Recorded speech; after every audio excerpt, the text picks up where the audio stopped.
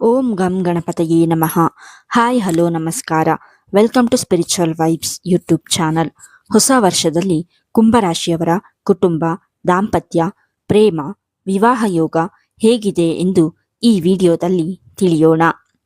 ಪ್ರತಿ ಹೊಸ ವರ್ಷ ಆರಂಭಕ್ಕೂ ಮುನ್ನ ಪ್ರತಿಯೊಬ್ಬರು ಹೊಸ ಹೊಸ ಯೋಜನೆಗಳನ್ನು ಹಾಕಿಕೊಳ್ಳುತ್ತಾರೆ.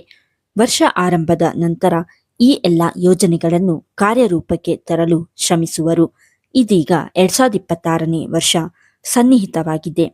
ಈ ವರ್ಷದಲ್ಲಿ ಮನೆ, ಭೂಮಿ, ವಾಹನ, ಚಿನ್ನಾಭರಣ ಹಾಗೂ ದುಬಾರಿ ವಸ್ತುಗಳ ಖರೀದಿ ಮಾಡುವ ಕನಸು ಪ್ರತಿಯೊಬ್ಬರಿಗೂ ಇರುತ್ತದೆ.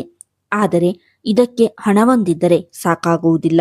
ಗ್ರಹಗತಿಗಳ ಸ್ಥಾನ ಕೂಡ ಅನುಕೂಲಕರವಾಗಿರಬೇಕು. ವಿಶೇಷವಾಗಿ ಕುಟುಂಬ, ದಾಂಪತ್ಯ, ಪ್ರೇಮ ಜೀವನ ನೆಮ್ಮದಿಯಿಂದ ಇದ್ದಾಗ ಮಾತ್ರ ಎಲ್ಲ ಕನಸು ನನಸಾಗಿಸಲು ಮನಸ್ಸು ಮಾಡಬಹುದು.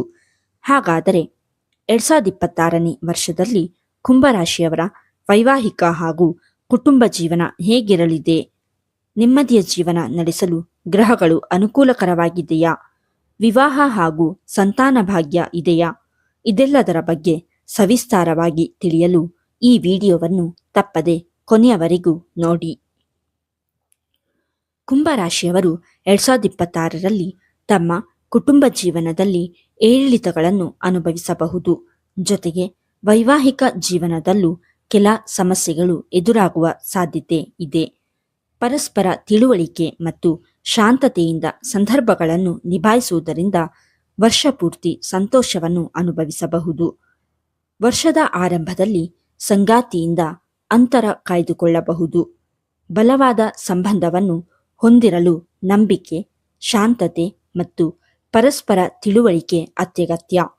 ಆದರೆ ವರ್ಷದ ಮಧ್ಯದಿಂದ ಅಂತ್ಯದವರೆಗೆ ನಿಮ್ಮ ದಾಂಪತ್ಯ ಜೀವನದಲ್ಲಿ ಸಂತೋಷ ಮಾತ್ರ ನೆಲೆಸುವುದು ಅಲ್ಲದೆ ಪ್ರೀತಿಯಲ್ಲಿರುವವರು ಕೆಲವು ಆರಂಭಿಕ ಸಮಸ್ಯೆಗಳನ್ನು ಎದುರಿಸಬಹುದು. ಆದರೆ ಪರಸ್ಪರ ಅರ್ಥ ಮಾಡಿಕೊಳ್ಳುವುದು ಪ್ರೀತಿಯನ್ನು ಕಾಪಾಡಿಕೊಳ್ಳಲು ಸಹಾಯ ಮಾಡುತ್ತದೆ. ವರ್ಷದ ಅಂತ್ಯ ನಿಮ್ಮ ಪ್ರೇಮ ಜೀವನಕ್ಕೆ ಸುಖಾಂತ್ಯವನ್ನು ತರಬಹುದು.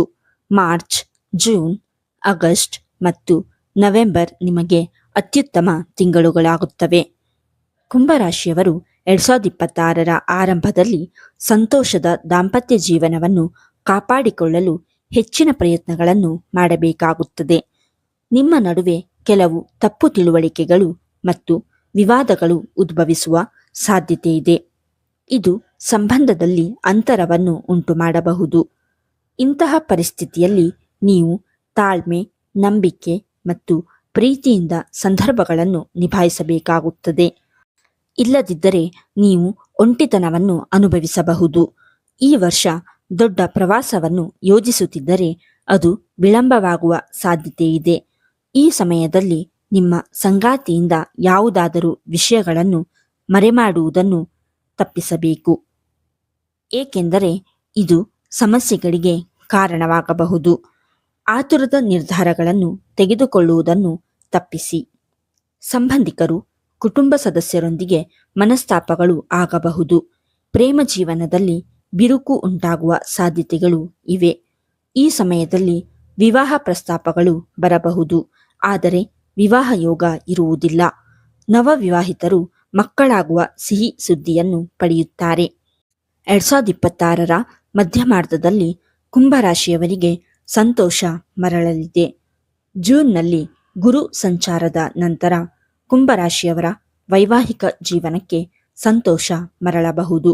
ಸಂಬಂಧಗಳು ಬಲಗೊಳ್ಳುತ್ತವೆ ಮತ್ತು ಪರಸ್ಪರ ತಿಳುವಳಿಕೆ ಬೆಳೆಯಲು ಪ್ರಾರಂಭಿಸುವುದು. ಇದಕ್ಕಾಗಿ ಪ್ರಯತ್ನ ಮತ್ತು ಪರಸ್ಪರರ ಭಾವನೆಗಳನ್ನು ಅರ್ಥ ಮಾಡಿಕೊಳ್ಳುವುದು ಅಗತ್ಯವಾಗಿರುತ್ತದೆ. ಇದು ನಿಮ್ಮ ಜೀವನಕ್ಕೆ ಸಕಾರಾತ್ಮಕತೆಯನ್ನು ಮತ್ತು ನಿಮ್ಮ ವೈವಾಹಿಕ ಜೀವನಕ್ಕೆ ಆಹ್ಲಾದಕರ ಅನುಭವಗಳನ್ನು ತರುವುದು.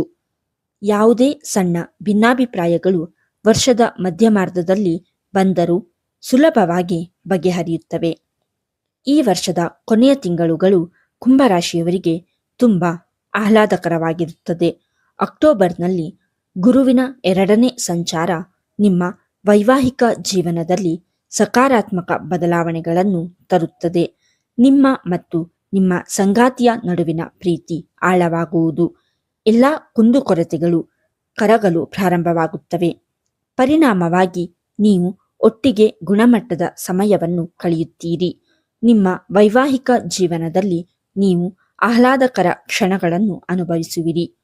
ಕುಟುಂಬದ ವಾತಾವರಣವು ಆಹ್ಲಾದಕರವಾಗಿರುತ್ತದೆ. ಮಾರ್ಚ್ ಮತ್ತು ಆಗಸ್ಟ್ ತಿಂಗಳುಗಳು ನಿಮ್ಮ ವೈವಾಹಿಕ ಜೀವನಕ್ಕೆ ವಿಶೇಷವಾಗಿರುತ್ತದೆ. ಇನ್ನು 2026ರಲ್ಲಿ ವಿವಾಹವಾಗಲು ಯೋಚಿಸುವ ಕುಂಭರಾಶಿಯವರಿಗೆ ವರ್ಷದ ಆರಂಭ ಕಡಿಮೆ ಅನುಕೂಲಕರವಾಗಿದೆ. ಸ್ವಲ್ಪ ಹೆಚ್ಚು ಸಮಯ ಕಾಯುವುದು ಉತ್ತಮ.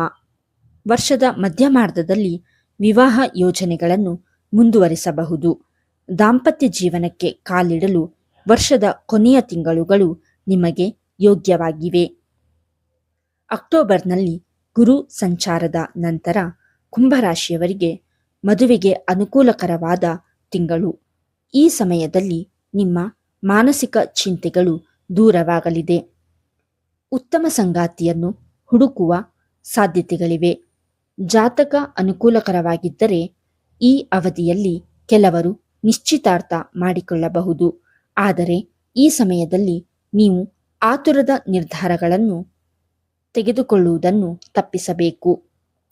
ನಿಮ್ಮ ಜೀವನದ ಬಗ್ಗೆ ಯಾವುದೇ ನಿರ್ಧಾರಗಳನ್ನು 100 ಬಾರಿ ಯೋಚಿಸಿ ತೆಗೆದುಕೊಳ್ಳುವುದು ಮುಖ್ಯ. ವರ್ಷದ ಕೊನೆಯಲ್ಲಿ ನೀವು ನಿಮ್ಮ ಪ್ರೇಮ ಸಂಗಾತಿಯೊಂದಿಗೆ ಗುಣಮಟ್ಟದ ಸಮಯವನ್ನು ಕಳೆಯುವಿರಿ. ಸಂಭಾಷಣೆಯ ಮೂಲಕ ನಿಮ್ಮ ಸಂಬಂಧದಲ್ಲಿನ ಯಾವುದೇ ಸಮಸ್ಯೆಗಳನ್ನು ಬಗೆಹರಿಸಿಕೊಳ್ಳಬಹುದು. ಇದು ವರ್ಷದ ಕೊನೆಯಲ್ಲಿ ಆಹ್ಲಾದಕರ ಅನುಭವಗಳನ್ನು ನೀಡುವುದು.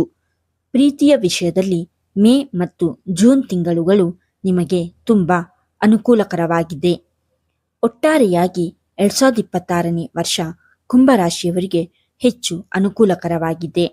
ಈ ವಿಡಿಯೋ ನಿಮಗೆ ಇಷ್ಟವಾಗಿದ್ದಲ್ಲಿ ಲೈಕ್ ಮಾಡಿ, ಶೇರ್ ಮಾಡಿ ಮತ್ತು ಕಮೆಂಟ್ ಮಾಡಿ.